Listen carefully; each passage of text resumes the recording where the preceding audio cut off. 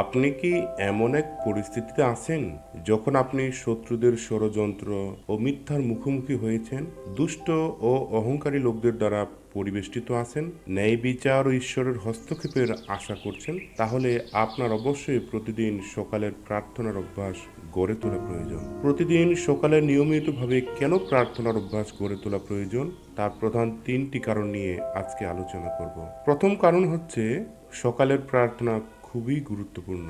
আর আমরা যদি গীত সংহিতা পুস্তক ৫ সংখ্যার গীত ১ থেকে ৩ পদ পড়ি, এই শাস্ত্রাংশের মধ্যে লেখা আছে, হে সদাপ্রভু, আমার বাক্যে কর্ণপাত করো, আমার কাকুক্তিতে মনোযোগ করো, মম রাজন, মম ঈশ্বর, মম আর্তনাদের রব শুনো, কেননা আমি তোমারই কাছে প্রার্থনা করিতেছি।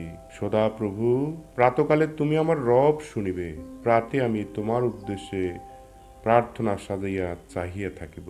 বন্ধুগণ, প্রতিদিন কেন সকালবেলা প্রার্থনার অভ্যাস গড়ে তোলা প্রয়োজন, তার দ্বিতীয় কারণটি হচ্ছে, ঈশ্বর পাপকে ঘৃণা করেন। আর এই অংশটি পাওয়া যাবে গীত সংহিতা পুস্তক ৫ সংখ্যার গীত ৪ এবং ৫ পদে। এই অংশের মধ্যে সাধু দাউদ এইভাবে প্রার্থনা করেছেন, কেননা তুমি দুষ্টতা প্রিয় ঈশ্বর নহ, মন্দ তোমার অতীত হইতে পারে না, দর্পকারীগণ তোমার সাক্ষাতে দাঁড়াইবে না। তুমি সমুদয় অধমচারীকে ঘৃণা করিয়া থাকো, তুমি মিথ্যাবাদীদিগকে বিনষ্ট করিবে। সদাপ্রভু রক্তপাতিকেও ছল প্রিয়কে ঘৃণা করেন।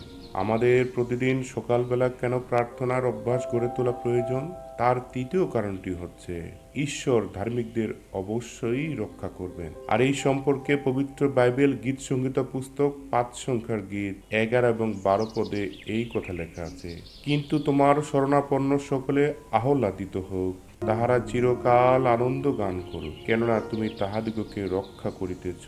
যাহারা তোমার নাম ভালোবাসে, তাহারা তোমাতে উল্লাস করুক, কেননা তুমি ধার্মিককে আশীর্বাদ করিবে।